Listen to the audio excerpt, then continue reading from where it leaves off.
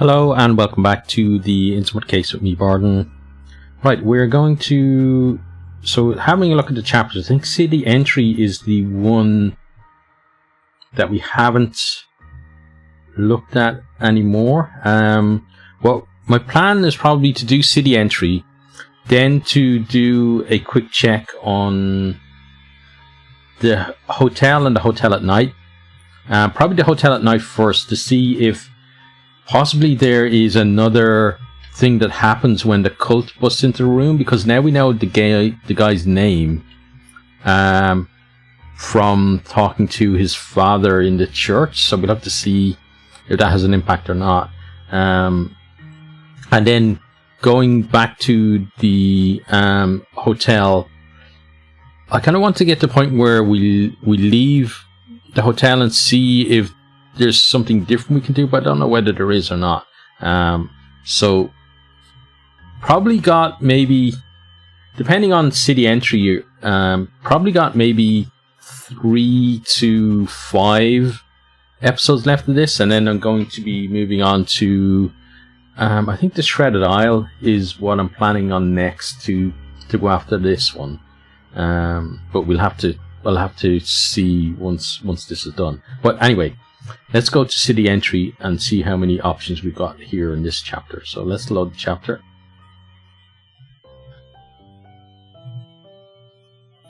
Finally, Innsmouth. You examine your surroundings while you stretch your legs, trying to unwind from the stressful journey. No artist could have adequately captured the serenity and beauty of this place. Clear blue sky lights up the town square, which is paved with bright limestone and surrounded by neo-colonial buildings reminiscent of 19th century New England. A fresh sea breeze, crying seagulls and locals going about their business. In the centre of the square, water trickles from a fountain. As you stretch your limbs and breathe in the clear air, you're suddenly startled by the water feature right in front of you. The fountain is an enormous fish-like brass creature. An open jaw lined with shark-like fangs spouts brackish water down into massive, inhumanly contorted body. Okay. As if that wasn't enough, there appear to be human bodies squirming underneath its massive claws. Their faces are as contorted as yours is right now. How long have you been standing here? Okay, so this is something very different from before. Eyes wide open in shock, you feel utterly paralyzed. You start to scan the town square and notice more and more disturbing details. On every corner you spot ornamental statues and reliefs of fish, but they are not your classic harmless kind of fish. These are pagan symbols and grimaces of supernatural creatures from the darkest crevices of the deep sea. In surrounding houses, you can see faces pressed against the windows. All the locals appear to be watching you. You suddenly start to think that the cries of the seagulls sound particularly human-like. They sound like humans crying out in pain. What happened to the idyllic scene from a few moments ago? Oh yeah, this is very different. Welcome to Innsmouth. Let's turn around and see who it is.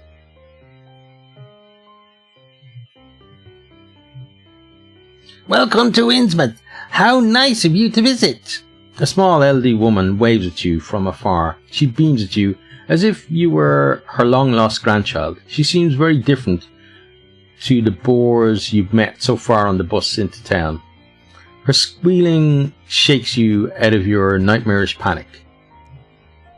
It's so good to have you here. I've noticed you're very taken by our local fountain. It was built in 1704 by Abdul Necrotis, favourite artist and friend of Charles Dexter Tillinghast, the founder of Innsmouth. The central figure was a present, and it was supposed to commemorate their travels together to Cairo. You can clearly see the Egyptian influence in Necrotis's work, here and here. She points wildly in every direction. And here, but I'm sure you've already noticed this yourself. You look like someone who knows there's a way around art, she says with a wide smile. You're still in shock. She beams at you. Of course, I'm an art historian. No, this has gone really weird, so let's take a weird angle on it ourselves. Who the hell are you? Oh, have I not introduced myself? I'm ever so sorry. In front of you now stands a small, plump person in tasteless costume. Your rudeness doesn't seem to curb her enthusiasm in the slightest. My name is Muriel Pooping Place. I'm the director of the Parks Commission, chief tourism officer, and head of the welcoming committee. Ta-da! Behind Muriel, there's a ramshackle wooden information stand, lovingly decorated with balloons. A colourful painted sign reads, "Welcome to Winsmith." Muriel tiptoes over to her information stand and picks up a whole load of flyers and leaflets from the rickety display case. She looks down at all the paper in her arms and briefly shrieks with laughter. My goodness, why don't you take this city map to begin with? Useful. You take the map and put it into your coat pocket. Would you like to find out more about our wonderful town, which has been awarded the East Coast Stunning Town Award for several years in a row?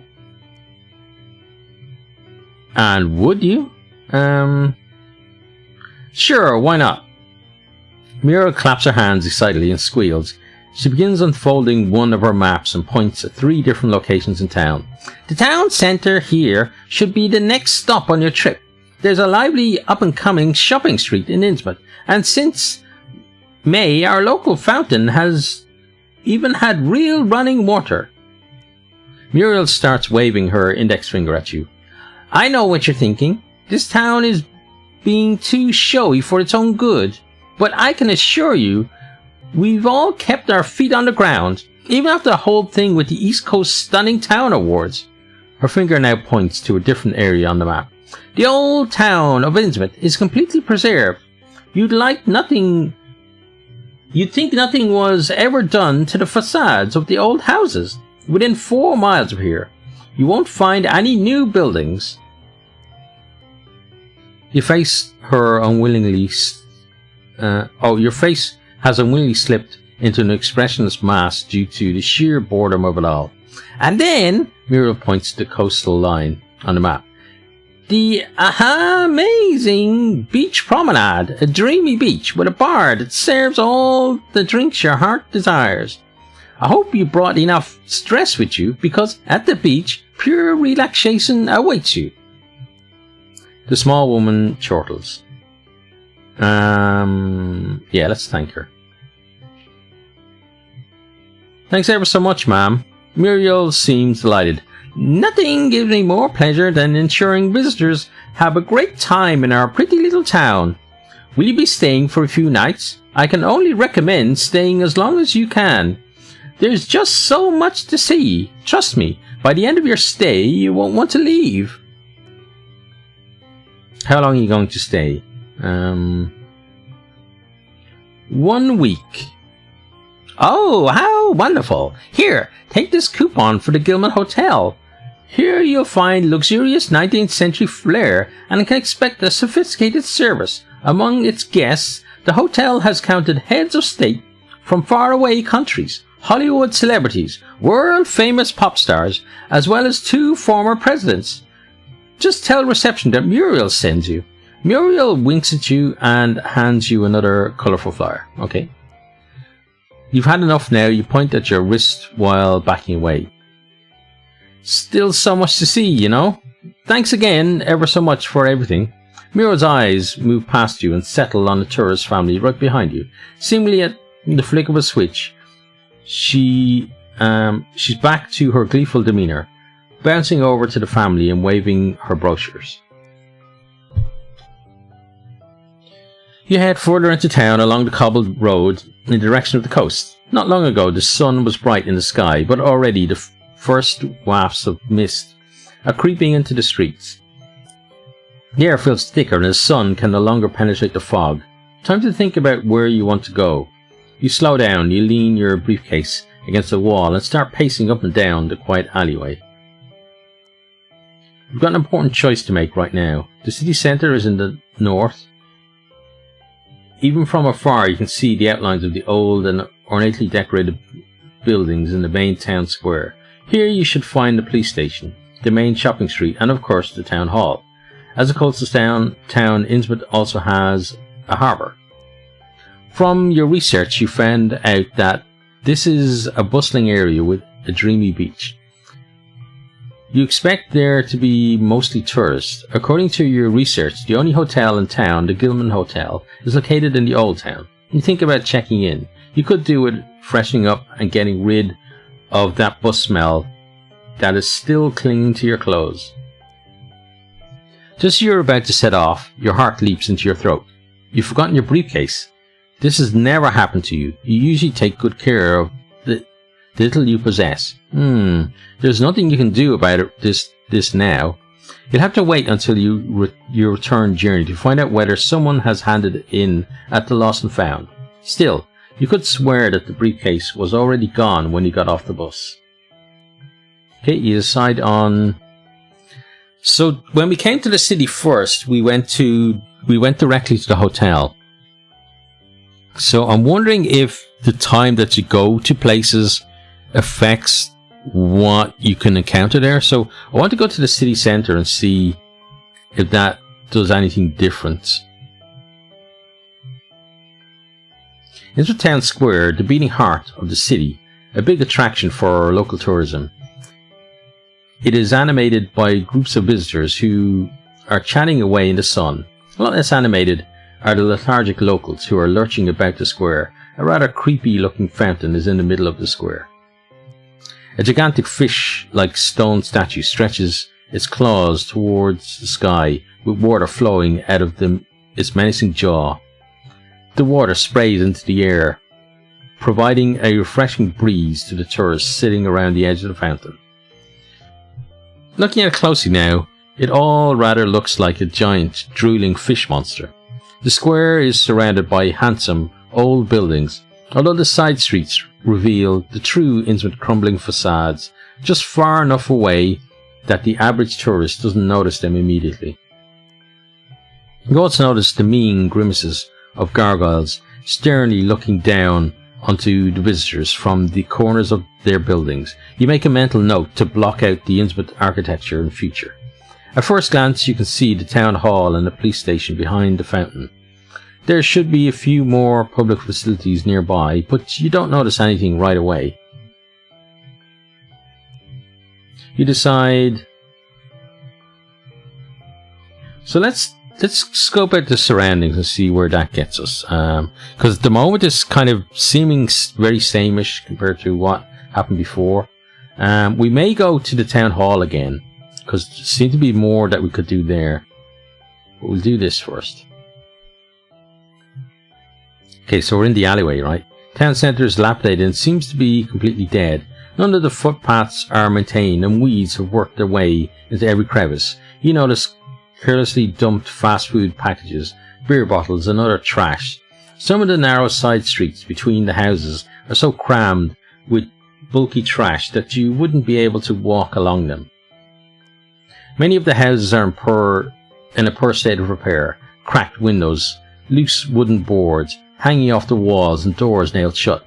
It's impossible to tell in which colour the houses were originally painted. You are struck by a bad stench several times, the cause of which you would rather not investigate. As you keep walking, you get to a kind of shopping street with a number of small shops. Half of them seem to be abandoned. The first shop in the corner is a snack bar. Its name, Joe's Pizza and Burger, is printed in big letters on individual sheets of paper. Right next to it there's a shop for fishing gear. Then a hairdresser just a few doors down. In that shop window you can see faded photos of the trendiest haircuts from the 1970s as they had to offer. Behind the hairdresser you can make out a kiosk selling sweets and magazines, also a liquor store wedged in between two empty buildings. Opposite you find a shop whose name is Zan. Judging by the window, it's a music store. At the other end of the street there's a building with the inscription Arcades. The letters are made from neon tubes, but some appear to have burnt out and have never been replaced. Maybe some of the shopkeepers will be able to tell you more about your client. Okay.